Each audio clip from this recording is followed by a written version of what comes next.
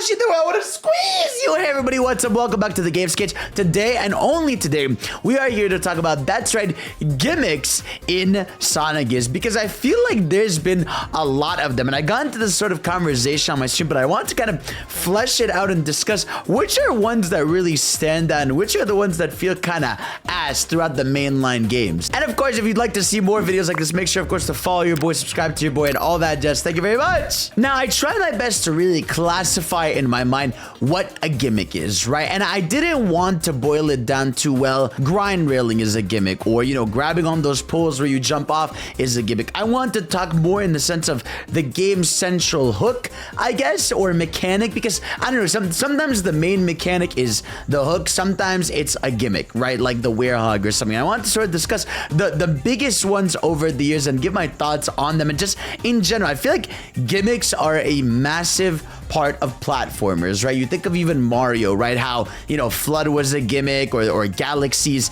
I would say the gimmick in Galaxy would be the sort of anti-gravity physics in that game, right? And some of the level mechanics and gimmicks in there. But I feel like a big part of platformers are the gimmicks and idea. What's the hook? What's the thing about the game that ends up being the marketing hook? And the first one I can really think of is Sonic CD, right? When you play Sonic 1 and 2, you're like, okay, these are full platforms. Obviously, you get your sense of speed of pass, but I feel like Sonic CD was the first genuine gimmick in a mainline Sonic game, right? Where the idea here was that you go past these signs that say future or past, and depending on how fast you went in a certain amount of time, you would end up in a future version of the level or a past version of the level. And for me, I thought this mechanic was cool. I know a lot of people don't like it because of how, one, frustrating it can be to actually access these because of how long you need to keep a momentum and a level of speed. But I think aesthetic wise, it's really cool. And for a game at that time, that felt almost unheard of. Like the way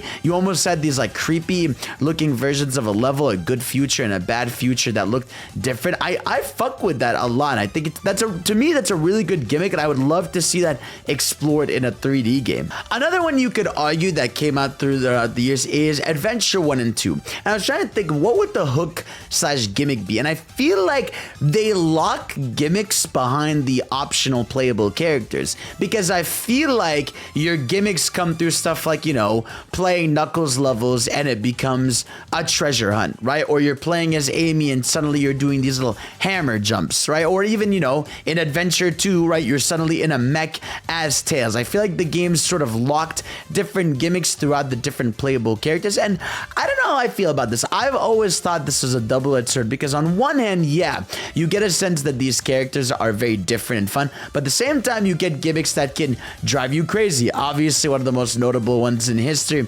is Big's fishing minigame that drives people insane. And even in Sonic Adventure 2, Knuckles levels drives you insane because of the fact that the radar is broken and you can only find one piece of the Master Emerald at a time. You know, you can't, even if you were right next to another piece, you have to find the first one first. So I feel like a lot of the systems in the game ruin it. And even just, you know, the idea of Tails being in a mech is sort of a weird gimmick that gets a lot of people frustrated. I did like how they handled it with Gamma in Sonic Adventure 1 and 2. But yeah, like I said, the main gimmicks in that game I feel like are centered around other playable characters getting the spotlight. But I do think it is an important one. So I would still call it a good gimmick. And then later on, we have stuff, you know, obviously like Riders. And I don't think Riders, you know, as a spin-off counts as a gimmick. If it's a car racer, I feel like being on a board doesn't really count as a gimmick when the entire game is that. So I wouldn't really recommend, not recommend that. I wouldn't really say that one's a gimmick, but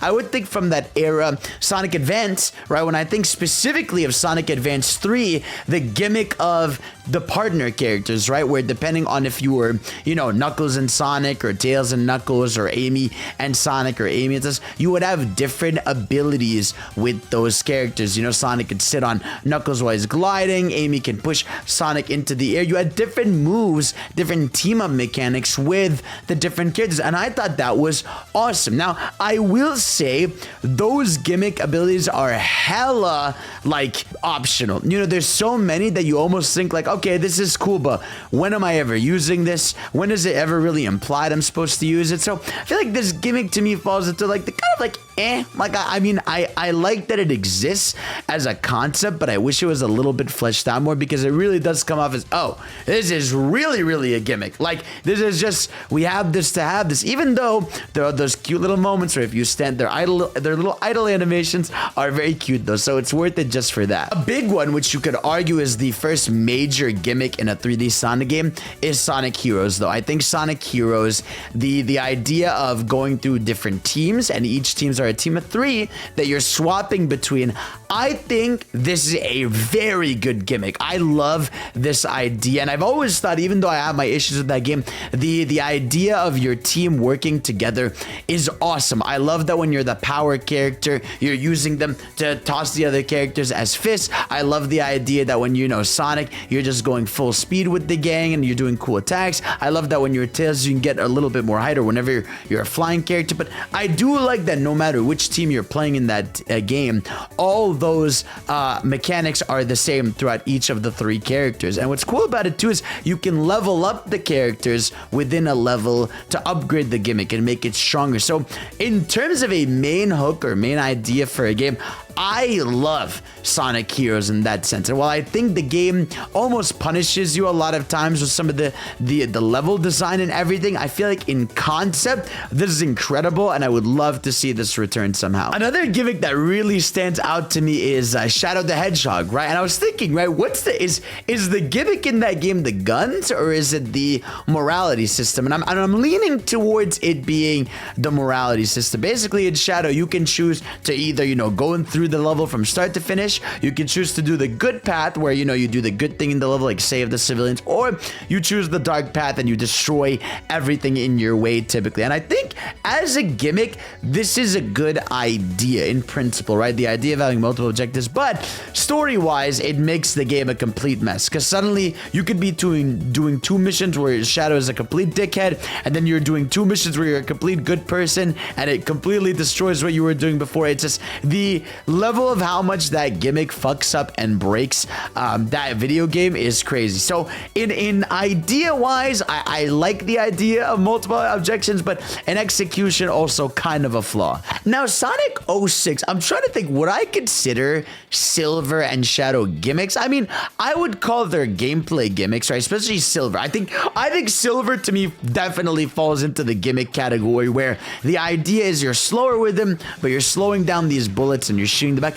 I fuck with this idea heavy. I replayed 06 recently. I really, and I mean really, like the idea of Silver being this Matrix character that levitates objects and throws them back here. I think it's a cool concept, even though, again, the game is a little bit broken and it fucks it up sometimes, but in principle, very good. And I feel like that's a pattern we're seeing with these Sonic games, where the idea and the hook is fire, but the way sometimes it's executed is not really the best. Then you get into the Black Knight and Secret Rings era gimmick, where I think Secret Rings' gimmick, again, is fire. I like the idea of upgrading Sonic. The whole thing about Secret Rings is you're upgrading Sonic, you have a soul gauge, you know, you could either choose to slow down time or speed up time, but again, it's how they're executed that's just really poor, right? Because one, when you use the slowdown option, Secret Rings, everything slows down, including Sonic. You're just like, well, now I'm bored because I'm moving in slow motion. And then the speed break mechanic, you go way too fast to control yourself. But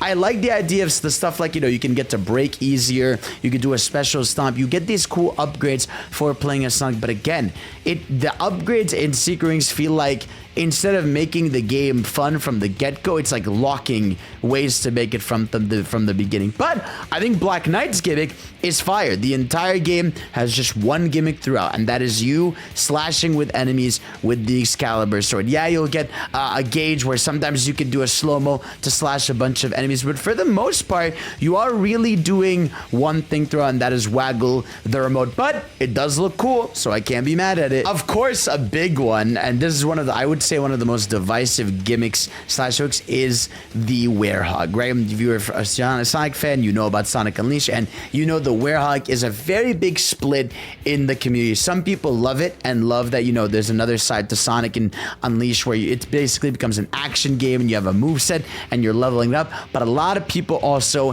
hate this. For people that don't look at the combo guide, they kind of mash. They hate how much damage you get, how easy it is to fumble platforming. The controls are slippery. Like, for a lot lot of fans, this is ass, but for a lot of fans, it's refreshing. Now, on my replay of the game, I ended up loving the Werehog a lot. And again, I also think in execution or idea, Werehog is fire. And I think in execution, it is good too.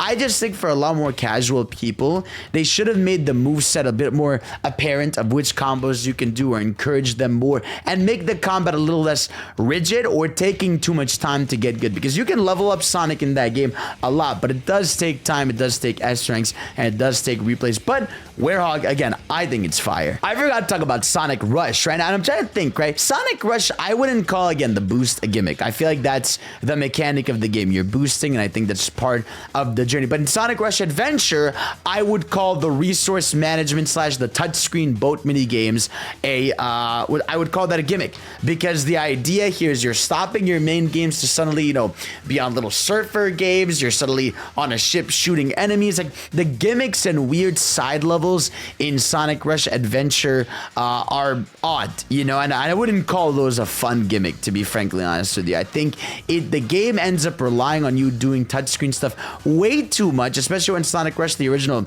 didn't make you use the touchscreen at all. It was just simply additive to, you know, the platforming and going from one screen to another. So suddenly making these mini games where I gotta just mess with the touchscreen the whole time, I think this is a bad gimmick to me. Then we have Sonic 4. Now, Sonic 4 did not really have a gimmick, but Sonic 4 Episode 2 did have a gimmick, and that was tag team abilities with Tails, right? And I remember these were really cool because you would just combine with Tails to do a big roll, or you would do, you know, these big floats in the air. And I think this is a weird one where it's like, feels like it's a cool idea and trying to recreate what Heroes did with having like a team idea, but I wish you almost had to swap the Tails for stuff as opposed to, you know, just fusing together and doing a weird move that isn't bad, but it's just, I don't know how to describe the move. Like, it's a baffling attack, but I guess it's cool. Another major one we got to talk about are Wisps, and I think the Wisps are the most easy and fun gimmick, I think, in the series, right? They're basically power-ups. They're basically the introduction of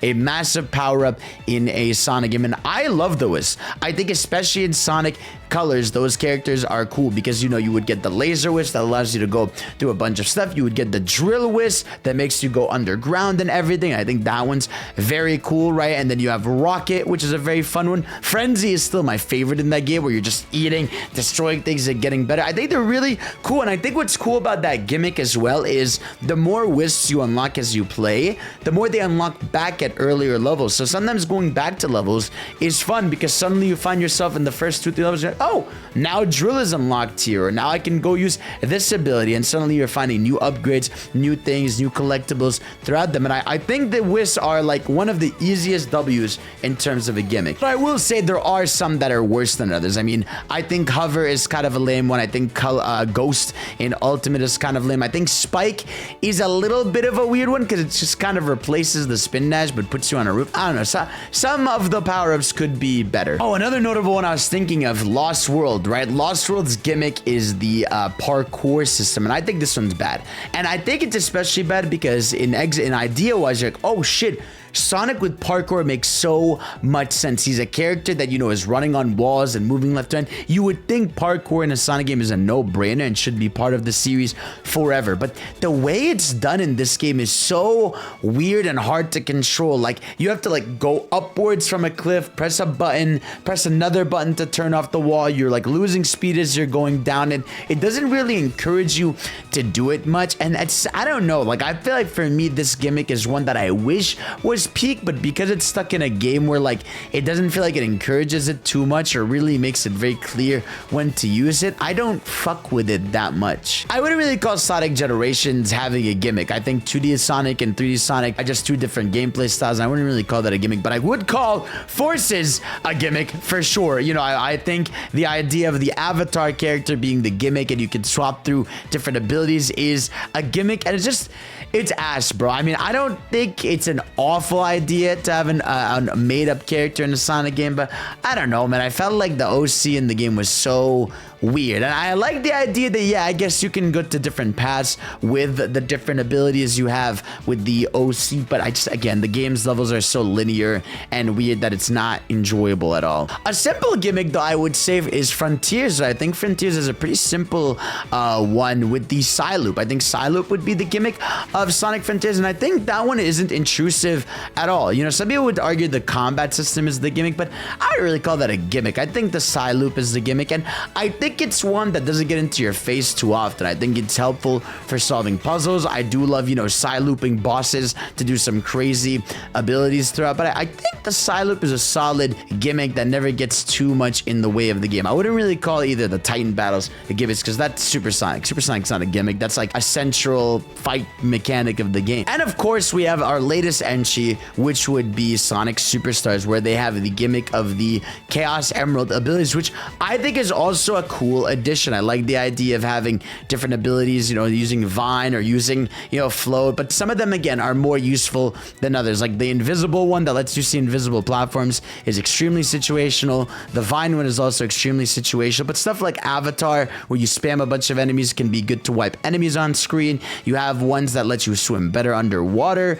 So overall, I like the idea of Chaos Emerald abilities. I just want them to flesh it out more so they're more usable and encouraging to use throughout the level instead of just kind of forgetting they're there. But damn, yeah, no, thinking about it, goddamn, Sonic has a lot of gimmicks and a lot of them kind of get in the way of the game. And I think that's such a big reason why a lot of Sonic games are hard to get into, right? Because I feel like when you're not a hardcore fan and you get into these games and you see that there's this gimmick, you're like, ah, man, this thing is frustrating me, right? And because of that, you're just kind of like, well, do I want to play this or not and all that? But I like the idea of having a gimmick. And let me know what are your favorites in the comments down below. Let me know which ones you think, which ones I missed. And of course, I love you. I will see you all next time. Peace out, gang.